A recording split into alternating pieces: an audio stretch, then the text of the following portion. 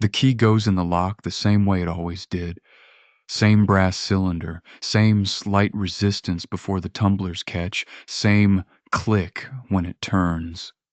I stood on the porch of my own house on a Tuesday afternoon in November and listened to that click like it was the most important sound in the world. 9 months of listening for sounds that didn't belong, the wrong kind of silence over a suspicious berm, the hollow thud under a vehicle's tire that means everything is about to change. And now I'm standing here cataloging the sound of my own front door like it might be trying to tell me something. I pushed it open.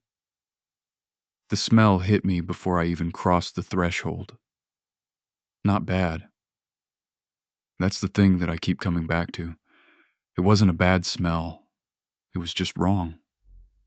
Different soap. The kind of synthetic coconut you get from the cheap stuff at Walmart, which isn't what Kayla buys. Kayla buys the unscented, sensitive skin type because she's been allergic to fragrance additives since she was 19. Different laundry detergent, too. Something heavier and sweeter underneath the coconut. And something else. A kind of lived-in maleness, a specific density of testosterone in the air that you can't describe if you've never come home from deployment and found it somewhere it has no business being. I stood in my own hallway and breathed it in like a threat assessment, because that's what it was. There were boots by the door, not mine. I wear a 10.5, always have, and the pair lined up neatly against the baseboard. And they were neatly lined up. Whoever owned them wasn't raised in a barn, were a size 12 easy. Brown Timberlands worn at the heel, dried mud caked in the lug pattern, reddish-orange Georgia clay mixed with something paler, like he'd been working a job site recently.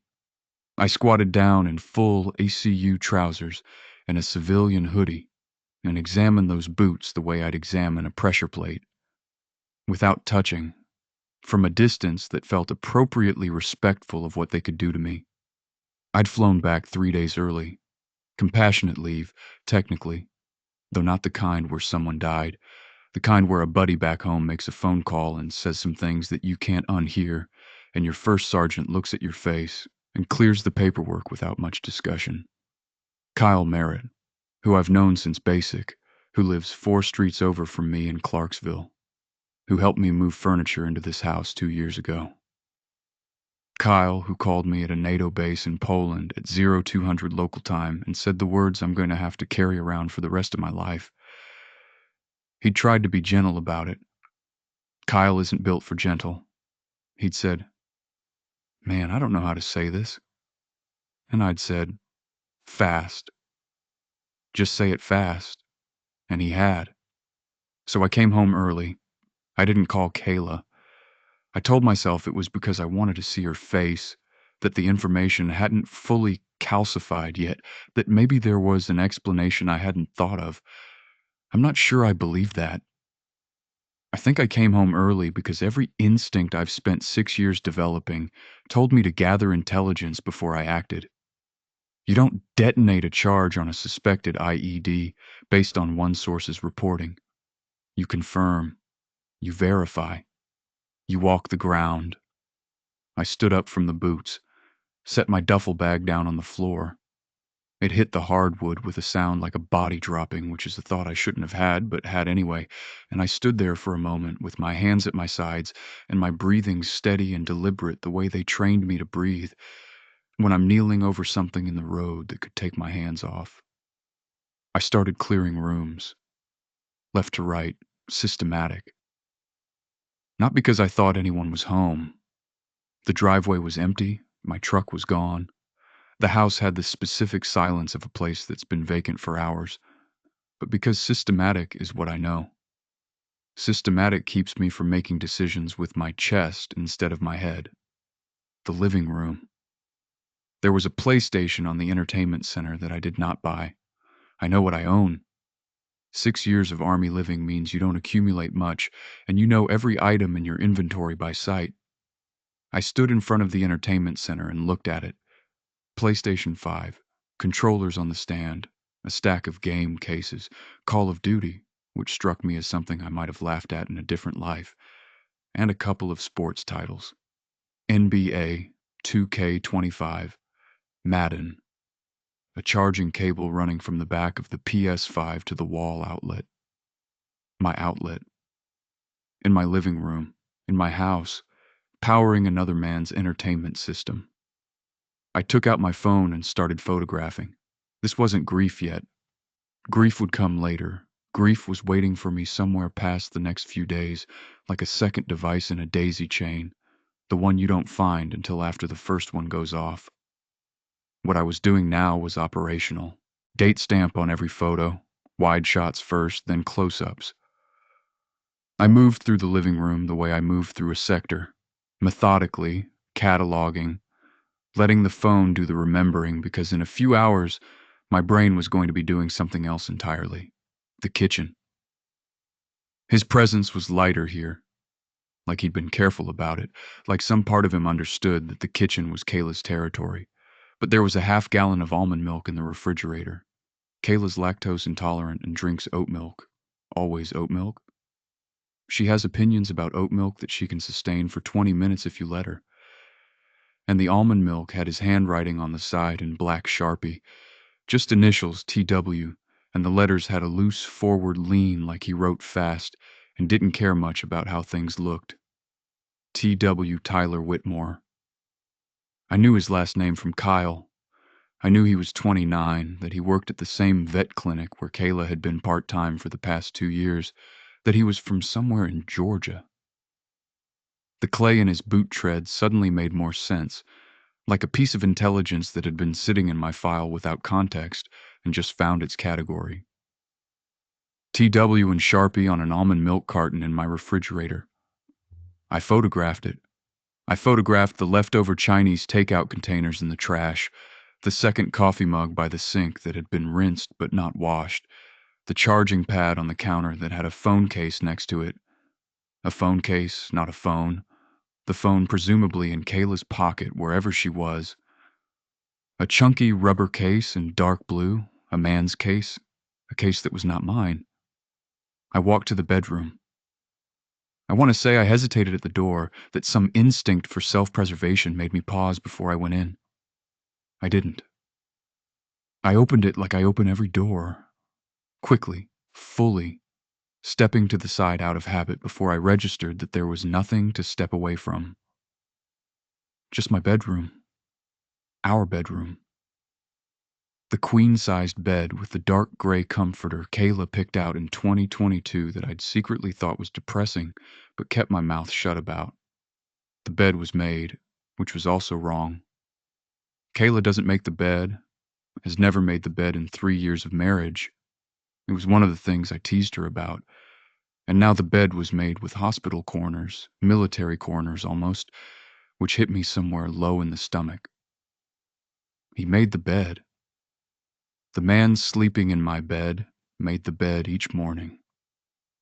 I stood there and thought.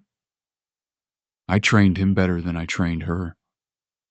Which was a horrible thought, and I held on to it for a second, because horrible thoughts are sometimes the only thing keeping you from doing something worse. His clothes were in the closet. Her side was still her side, her scrubs from the clinic, her going-out tops organized loosely by color the way she'd always done, her 3 pairs of jeans that she swore were different fits, but always looked the same to me. But the right side of the closet, my side, had been compressed. My deployment had emptied it to some extent, but what remained, a couple of civilian shirts, my dress uniform in its garment bag, my ACU spare set, had been pushed to the far end to make room for his things. He had a lot of flannel shirts, I'll say that. A whole row of flannel shirts in various muted plaids, heavy weight, the kind of shirts a guy wears when he thinks flannel is a personality. Jeans in a slightly different cut than mine. His legs were longer, which tracked with the size 12 boots. A couple of work polos, dark green with a logo I'd need to get closer to read but didn't want to, because getting closer felt like more than I was willing to give him right now. A nice jacket, charcoal wool blend, the kind you wear to something that requires effort. Had he worn it on dates, with my wife, to my town. I photographed all of it. I photographed the nightstand on what had been my side of the bed, which now had a phone charger coiled on it, and a paperback novel. I didn't look at the title, and a set of keys that I stood very still looking at for a very long time, because one of those keys was a house key with a tan rubber key cover on it, and another one on the same ring was the square-headed key to my truck, my 2019 F-150 that I'd spent 18 months paying down before deployment. That key was on that nightstand, in my bedroom, next to his paperback novel. I put my phone away. I went and sat down on the couch in the living room. Not the armchair, not the chair I'd always claimed as mine on movie nights and football Sundays, but the couch, the neutral ground. And I sat there with my elbows on my knees and my hands folded, and I did the breathing exercise my combat stress team had given me back in 2021. 4 counts in, hold 4, 4 counts out. It feels stupid every time, and it works every time, which is the most annoying thing about it. My name is Trent Delacroix. I am a staff sergeant in the United States Army, a combat engineer with 6 years of service and 2 deployments, currently assigned to the 101st Airborne Division out of Fort Campbell, Kentucky. And I am 36 years old, and I am sitting in my own living room trying to breathe myself away from a decision I don't get to make today. Not today.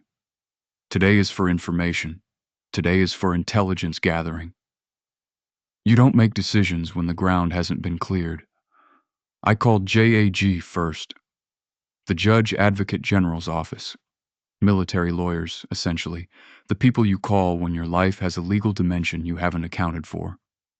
The phone rang 4 times before a specialist answered, and I gave him my name and rank and asked for a consultation on Article 134. He didn't ask me to explain. He'd probably heard the words Article 134 enough times to know what they meant in context. He said an attorney would call me back within 48 hours. I said I needed it to be faster than that. He put me on hold. When he came back, he said there was a JAG officer at Fort Campbell who could see me tomorrow at 1400, 2 in the afternoon, and to bring my marriage certificate, any evidence I'd collected, and my lease agreement. The lease agreement. I'd known immediately when he said it, because my name was on the lease. Just mine. Kayla and I had moved in right before she got the job at the clinic, and I'd been the one with the pay stubs in order and the credit score sufficient to satisfy the property management company, and we'd talked about adding her to it, but there'd always been a reason to put it off. Logistics are always a reason to put things off. I'd resented that at the time, actually. It had felt like something she was dragging her feet on, like she wasn't fully committing to the address. Now I was sitting on the couch, listening to a JAG specialist confirm that this apparently had legal implications in my favor, and I felt something that wasn't quite vindicated and wasn't quite relieved. It was more like tired. The way you feel when you're right about something you wish you'd been wrong about. I called my mom after I hung up with JAG. My mother, Denise Delacroix, was born and raised in Lafayette, Louisiana, and she has a voice that sounds like slow-cooked something, and she has never once in my entire life pretended that bad things were not bad. She doesn't sugarcoat. She doesn't pivot to silver linings before the initial wound has clotted. When I was 9 years old and our dog got hit by a car, she sat on the porch with me and said, "That was your dog, and you loved him, and this is going to hurt for a while." She did not say he was in a better place. She did not say we'd get another one soon. She sat on the porch and let it hurt. I have always loved her so much for that. The phone rang twice. "Hey, baby, you home?" "Yeah," I said. "I'm home." She heard it immediately. I know she did, because she went quiet for 3 full seconds, which for my mother is an eternity. Then she said, "Tell me." So I told her. All of it. Kyle's phone call, the boots, the PlayStation, the almond milk, the flannel shirts, The key to my truck on the nightstand next to a stranger's paperback. I told her about the bed being made and why that was the part that had gotten to me. Yes, and she understood why, without me having to explain it. I didn't cry. I'm not saying that as a point of pride. It's not. It's just a fact. The tears weren't available to me yet. They were somewhere behind a wall I hadn't found the door to. I spoke in the same tone I use for patrol debriefs. Flat, comprehensive. She listened to all of it. When I finished, there was a silence that felt like she was holding something in her hands and deciding how to carry it. Then she said, "What do you need me to do?" "That's my mother, not, I told you so, not, you should have seen this coming, not, what was Kayla thinking?" None of the things that people say when they're making someone else's crisis into a conversation about their own feelings. Just, "What do you need me to do?" I said, "Nothing yet. I just needed to say it out loud." "Okay," she said. "I'm here. You call me anytime, you hear me? You call me at 3 in the morning if you need to." "Yes, ma'am." "You eaten anything?" "No." "Then go eat something right now, Trent Michael, because you cannot handle anything on an empty stomach, and that is not a suggestion." I went and made a sandwich with what was left in the refrigerator that belonged to me, which wasn't much.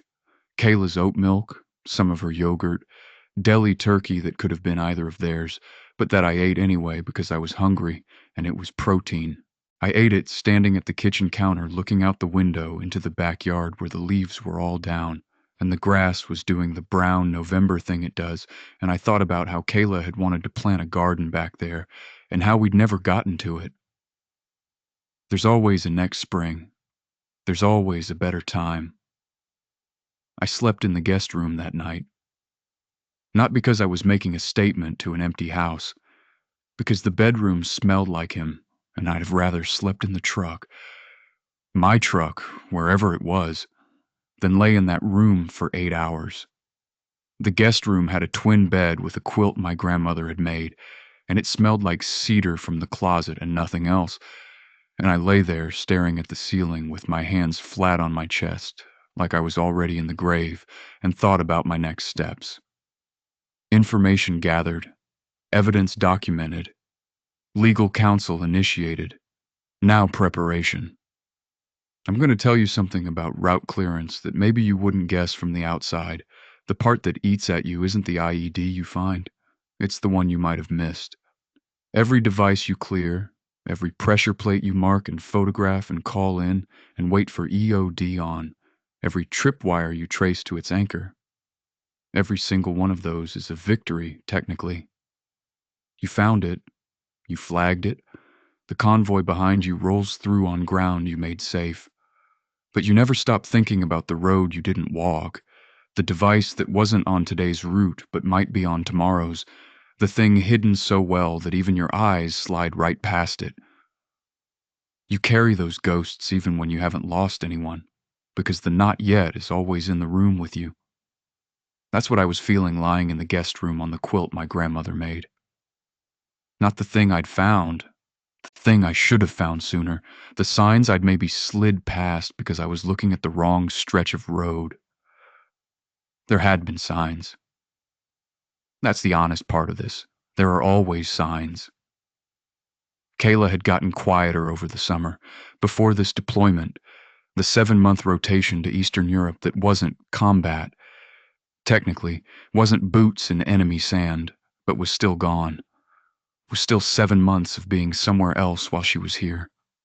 She'd gotten quieter, more clipped in her texts, less interested in the video calls. I'd told myself it was pre-deployment stress, the kind of emotional distancing people do before they have to watch someone leave, because it hurts less to let go slowly than all at once. I told myself a lot of things. Route clearance guys are good at rationalizing distant threats. 3 years of marriage. I was 33 when I met Kayla at a 4th of July cookout at a buddy's house, all sunscreen and dark humor and a dry wit that had me from the first 20 minutes. We got married 11 months later. She was a vet tech who loved her work and hated being alone and had a habit of laughing at things she found uncomfortable before she could figure out why they bothered her. I loved her laugh. I have to keep saying that because the story I'm telling could turn her into a villain, and she wasn't. She was a person who got lonely and made a choice I'm never going to forgive, but those two things are both true and I have to carry them at the same time. I fell asleep somewhere past midnight, which is late for me. I'm usually lights out by 2200. It's the military in me. My body has strong opinions about sleep schedules. But I lay there longer than usual, and when I finally went under, it was hard and black, and I didn't dream, which was a mercy. The morning came gray through the guest room curtains. I did push-ups on the floor because I do push-ups every morning, and some things don't stop just because your world has developed significant structural damage. I made coffee with the coffee maker I'd bought, the dark roast I preferred, and I drank it at the kitchen table and looked at TW and Sharpie on the almond milk carton and thought about what I was going to do today. The JAG appointment wasn't until 1400. I had the morning. I went to Home Depot. Fort Campbell is outside Clarksville, and Clarksville has a Home Depot, and I went there in the rental car I'd picked up at the Nashville airport, and I stood in the door hardware aisle for about 4 minutes, looking at deadbolts and lock sets. The manager of the lock section was a retired E7. I could tell by the way he walked and the haircut and the slight forward lean like he was always about to be somewhere. And he didn't ask me any questions. He just helped me find what I needed and rang me up, and when I thanked him, he said "hooah" reflexively, and we both pretended he hadn't. Back at the house, I spent 90 minutes changing every exterior lock: front door, back door, the side garage entry that I'd been meaning to replace for 2 years because the deadbolt had always been finicky. I'm handy enough. 6 years of combat engineering includes a surprising amount of practical construction knowledge. We build things as often as we clear them. And the work was clean and fast and gave me something to do with my hands that wasn't destructive. New keys. I cut 2 sets. One for me, one I set on the kitchen counter in an envelope labeled Mom in case she ever needed to get in. I should tell you about the boxes, because the boxes are important.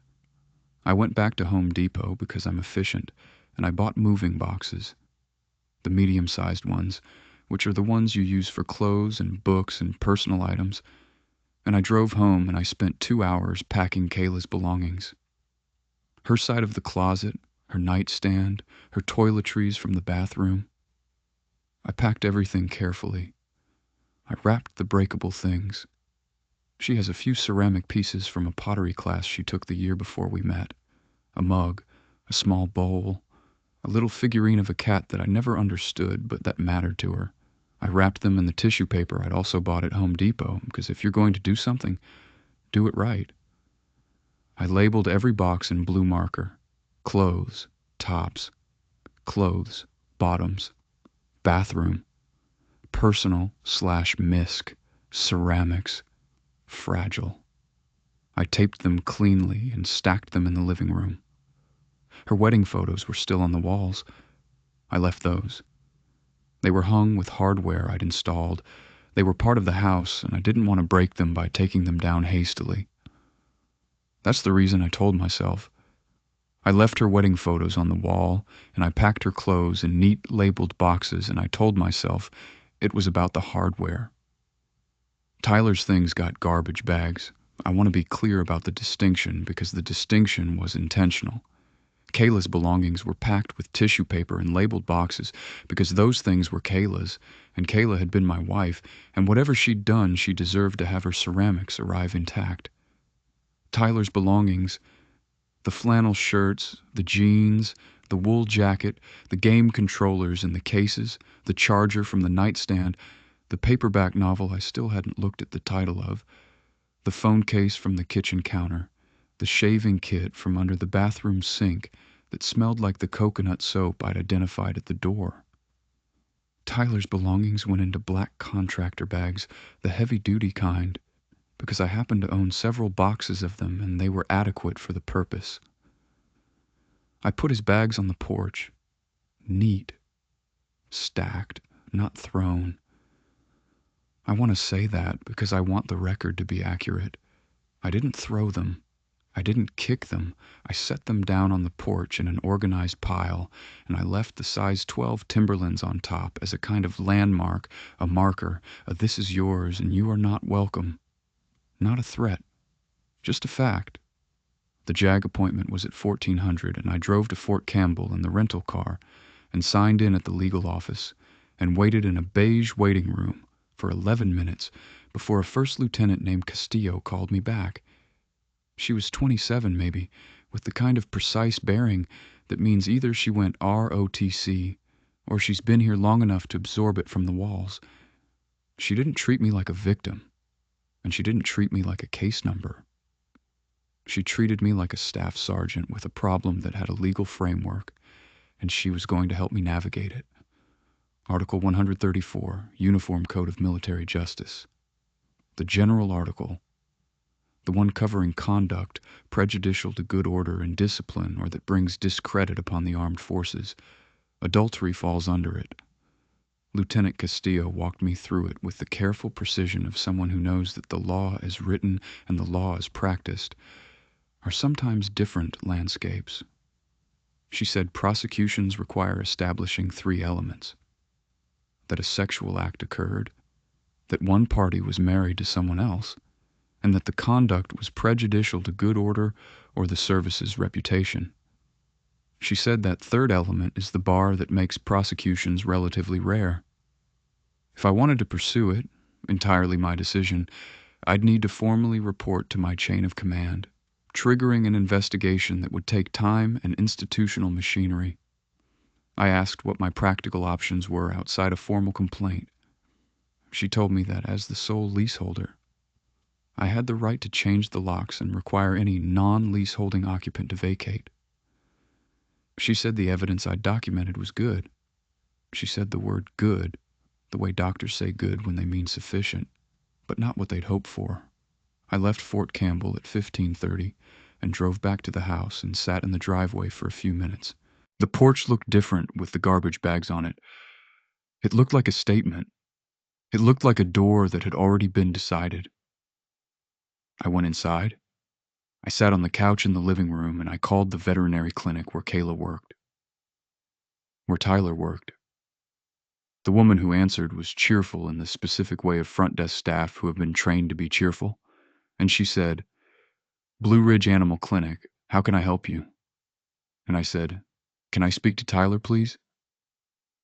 She said, "Oh, Tyler's actually off today. Can I take a message?" I said, "No." And I hung up. That was all I called for. I don't know that he got the message. I don't know if the cheerful woman mentioned it to anyone, if it traveled through the small ecology of that clinic the way things travel through small spaces. I don't know if he knew I was home yet. Probably not. What I knew was that somewhere in Clarksville there was a man who had spent the last 9 months in my house, eating from my refrigerator, driving my truck, sleeping in my bed, and I had called his workplace to let him know that I knew his name and could reach him and had chosen, at this time, not to say anything beyond that. It was a shot across the bow. It was the bright orange marking flag that route clearance plants in the road to show that the ground ahead has not been cleared, and you proceed at your own risk. I made dinner that night from what was left in the house. Pasta, the tomato sauce I'd always kept in the cabinet, a can of chickpeas that seemed to belong to an earlier era before any of this. I ate at the kitchen table with the overhead light on and the rest of the house dark around me, and I thought about Kayla coming home tomorrow. She was due back Thursday afternoon.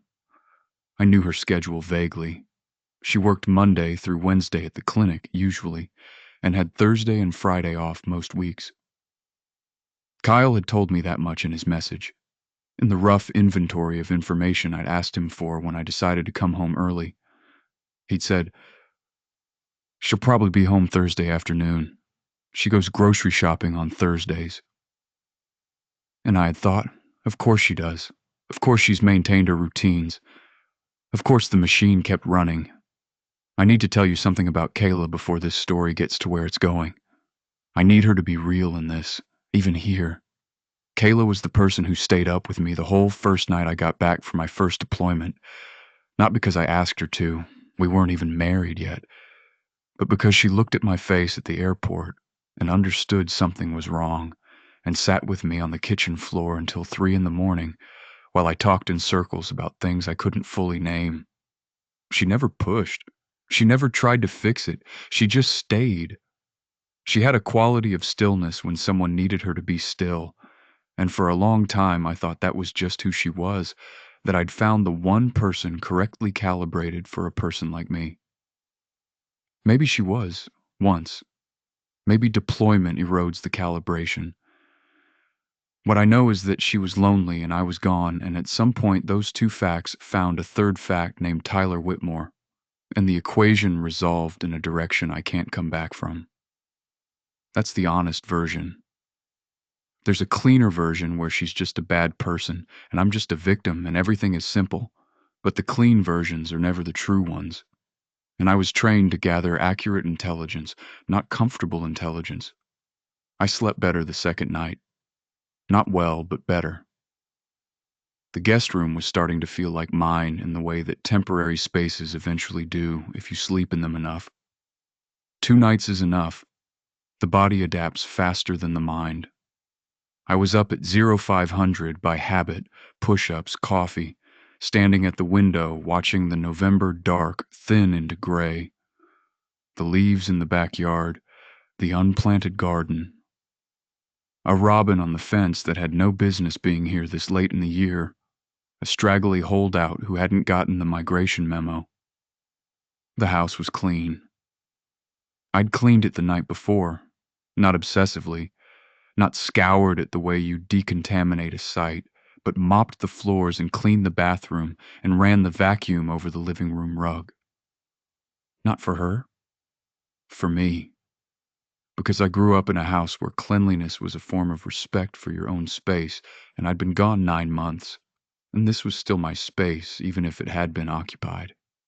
You come home after clearance operations and you clean your gear. Basic habit. I thought about calling Kyle. I hadn't yet, beyond the initial "I'm home" text I'd sent the day I arrived. Kyle is the kind of friend who would have been at my door inside of an hour with a six-pack and an expressed willingness to do something inadvisable, and I didn't need that yet.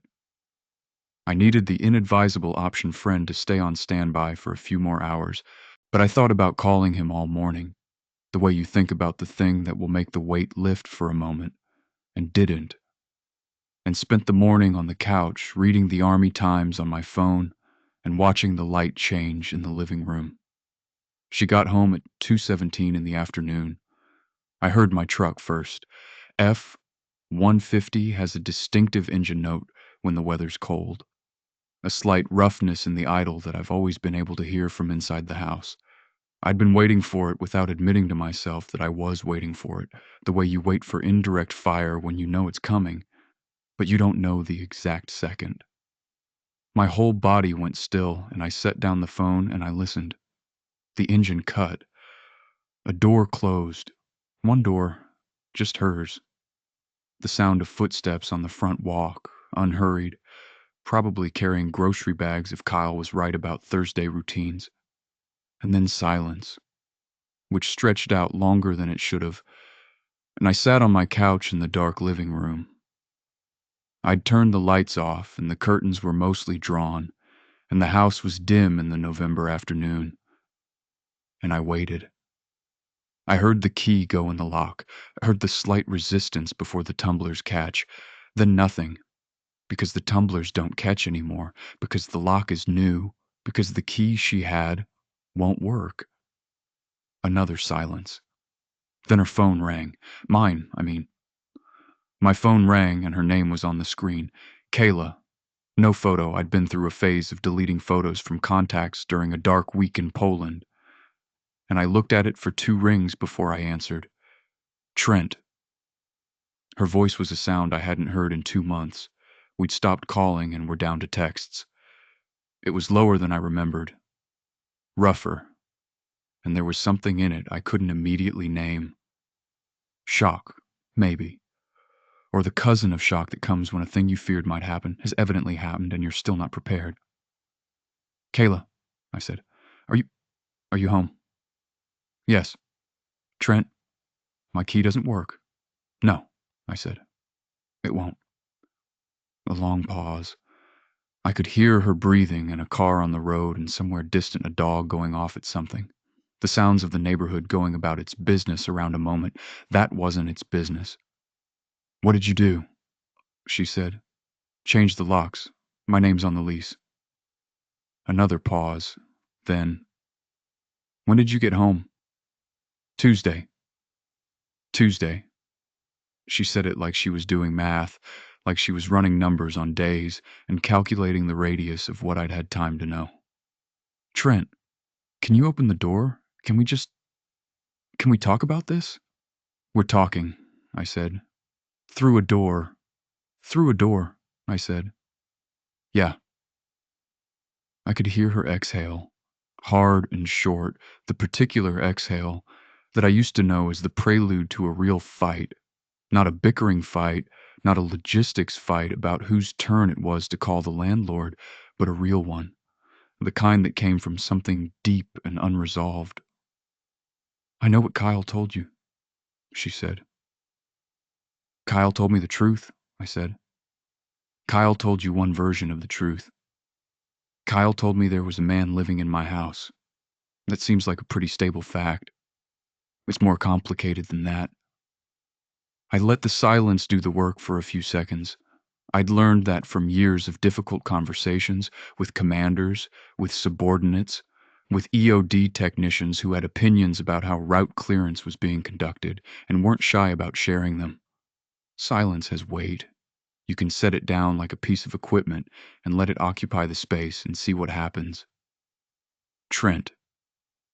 Her voice changed, went quieter, went somewhere closer to the center of what she actually felt. "You were never here. You understand that? You've been gone more than you've been home since the day we got married. 3 years. And I know you didn't choose it. I know the Army doesn't ask. But Trent, I was alone. I was so alone. You can't imagine what it's like to. I know what alone feels like," I said. "I've been deployed twice in 3 years. That's not the same thing." "No," I agreed. "It's not. What you feel on deployment and what you feel at home are two different kinds of alone. I know that. I've always known that." She was quiet. "Kayla, I'm not arguing with you about whether you were lonely. You were lonely. That's real. That's yours." I kept my voice level, kept the breathing even. 4 counts in, 4 counts out. "But there is a distance between what you felt and what you chose to do about it, and that distance is what I can't cross. I didn't." She stopped, started again.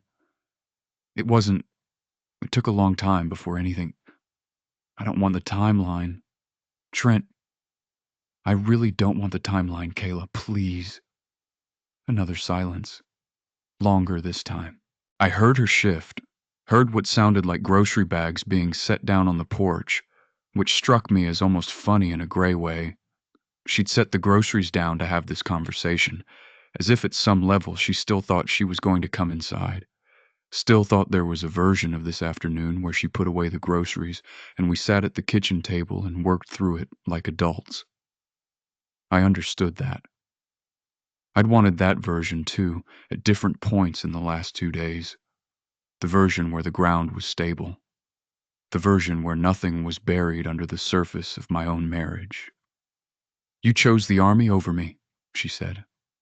It came out quiet and very deliberate, like she'd been holding it for a while. "Every time there was a choice, you chose the Army. Every TDY, every deployment, every late night at the motor pool, you chose it. I'm not saying it was wrong. I'm saying I was always the thing you chose last. I sat with that for a moment. Not because it was unfair. I sat with it because it had enough truth in it to sting, and I'd rather sit with the sting for a second than react without accuracy. You're right, I said, that I chose to serve. That was a choice I made before I met you, and a choice I've maintained, and I'm not apologizing for it. But I told you that going in. You knew what you were marrying. You looked at the uniform and the deployment schedule and the unpredictability, and you said yes. Twice. Once when I asked, once at the altar. I paused. I chose to serve. You chose to replace me. Those are not the same thing. The silence that followed was the longest one. I could hear the neighborhood more clearly in it. The dog had stopped. A lawnmower was running somewhere, and probably in November. The light was going orange, the way late November afternoons go orange. Low and amber and a little sad. I was still sitting on the couch in the dark. I hadn't turned a lamp on since she'd called. I don't know why. It just seemed right to be in the dark for this. Trent.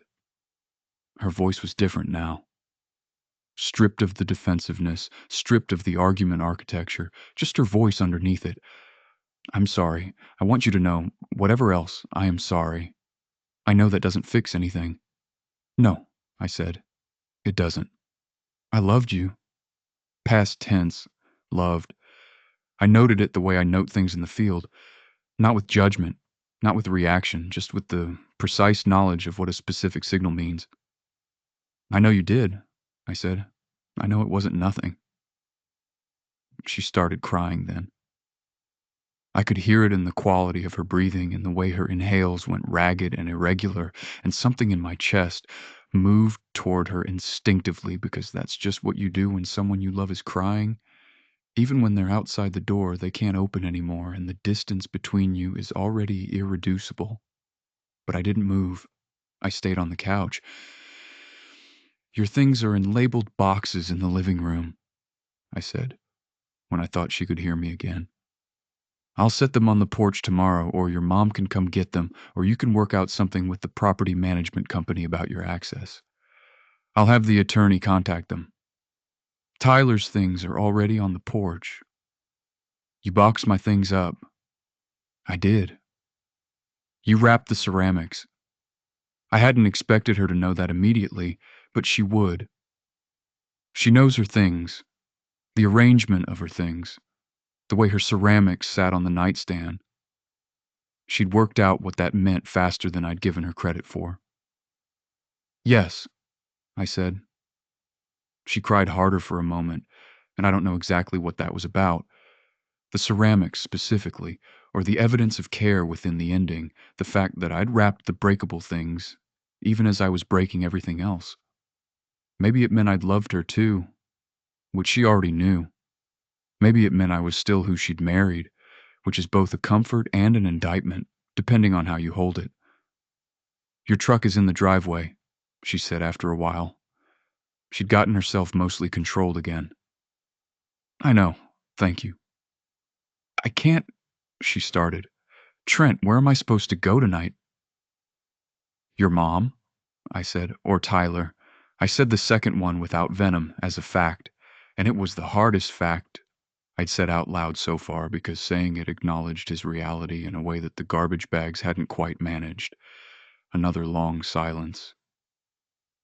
Okay, she said. Just that.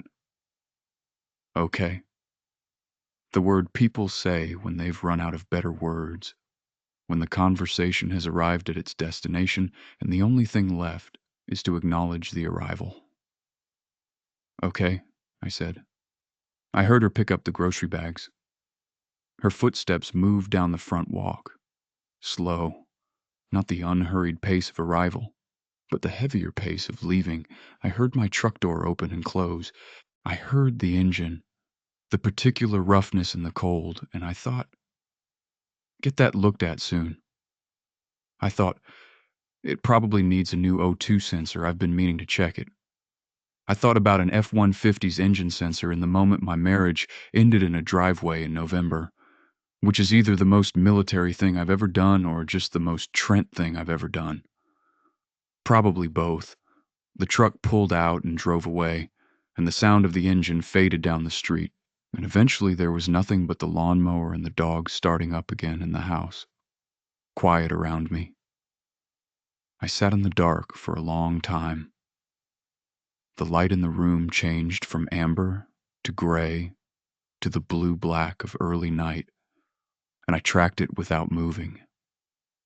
My hands were on my knees. My breathing was steady and even.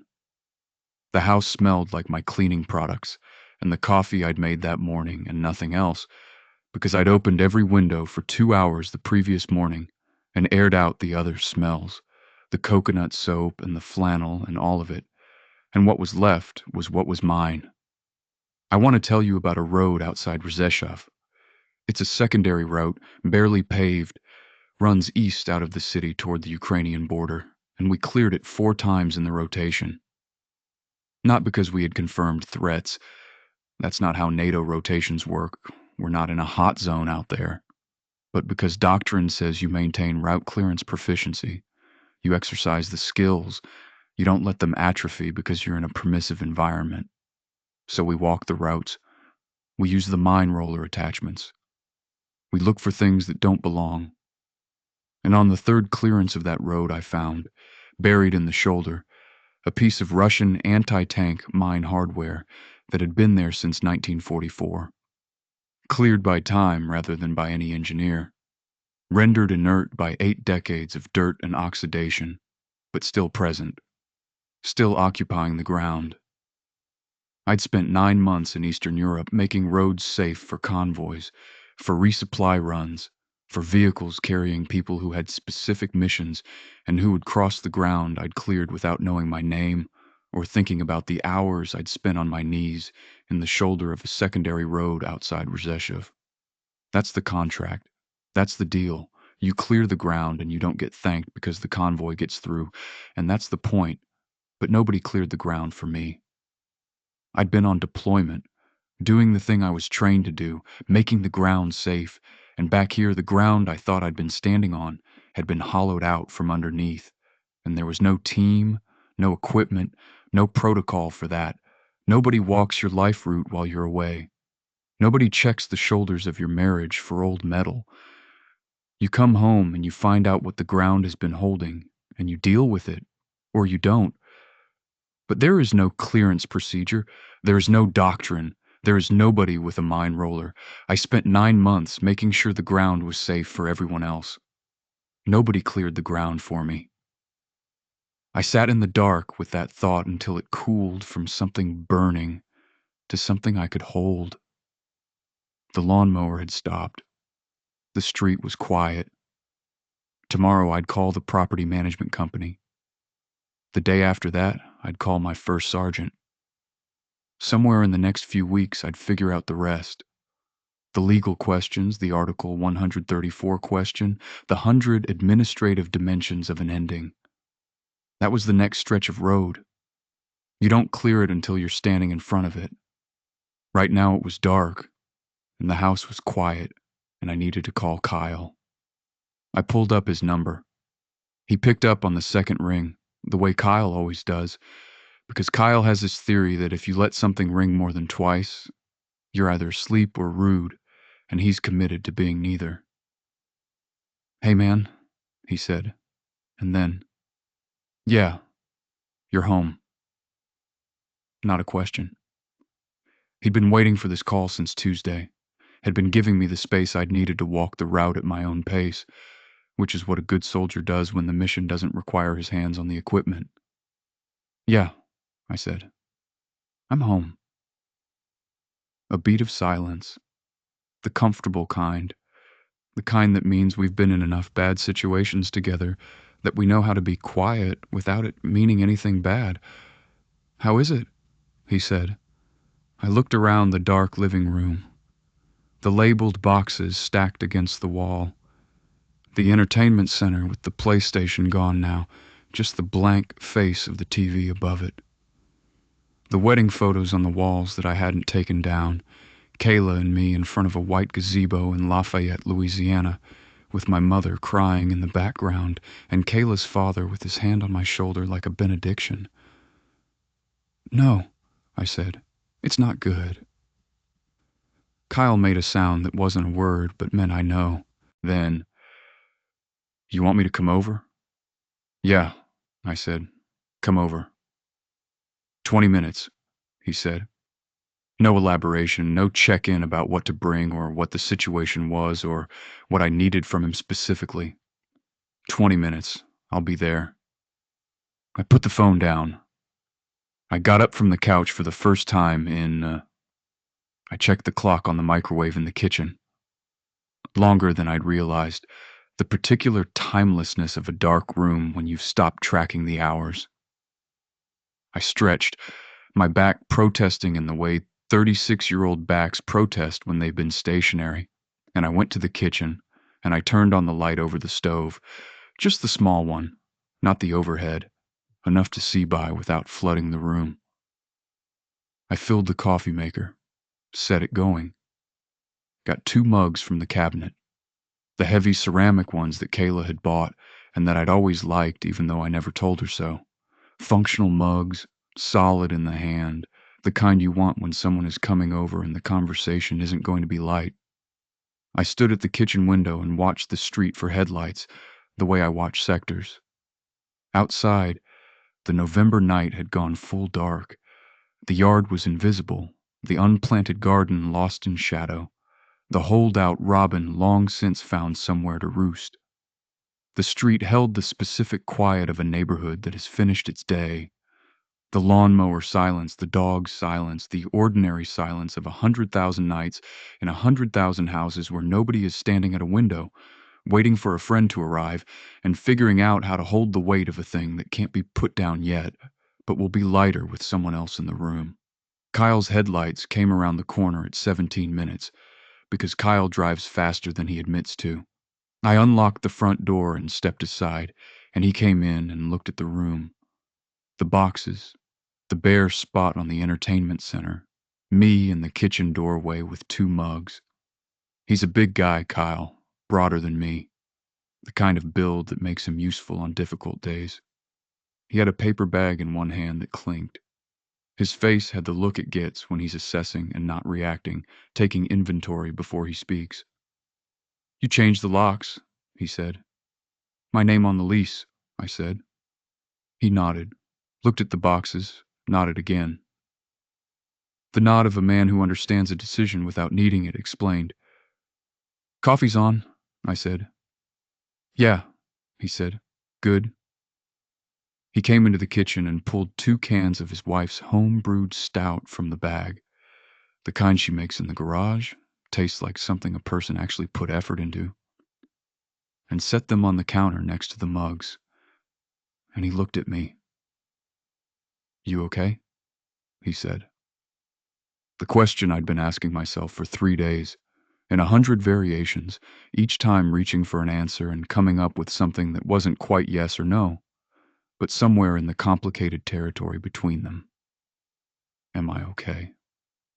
Is the ground stable? Have I cleared the route correctly? Is there something I missed? Something buried? Something the equipment didn't find? "Not yet," I said, "but I'm going to be." Kyle made the sound that means I know again, and he put the stout cans back in the bag because the coffee was done, and he poured 2 mugs and handed me one, and we went and sat on the couch in the living room with the light over the stove making its way through the doorway and the night outside, doing what nights do, which is hold everything that's happened in the dark until you're ready to look at it in better light. We didn't talk about Caleb for a while. We talked about his kids. His oldest had started Little League. We talked about a mutual buddy from our unit who was getting out in the spring and starting a contractor job. We talked about the rotation and some genuinely absurd logistical things that happen at a NATO base in Poland that I'd been stockpiling to tell people. We drank the coffee. Kyle opened the stout cans and we switched. And somewhere around 10 o'clock, in the dark of my living room with the stout can, cold in my hand, and my buddy on the couch next to me and the wedding photo visible on the wall in the low light. I said what I'd been working up to. She said I chose the army over her, I said. Every time. Kyle didn't answer right away. He does that, Kyle. He thinks before he speaks, which is rarer than it sounds. What do you think? He said finally. I thought about roads. I thought about a secondary route outside Rishaf and the ground that holds what's been put in it, and the convoys that get through and the engineers who nobody names. I thought about Kayla on the phone through a closed door, her voice stripped down to the thing underneath. I thought about 3 years of marriage and 2 deployments and the specific texture of loving someone from 7 time zones away, which is real love, is absolutely real love, but is not the same as being there.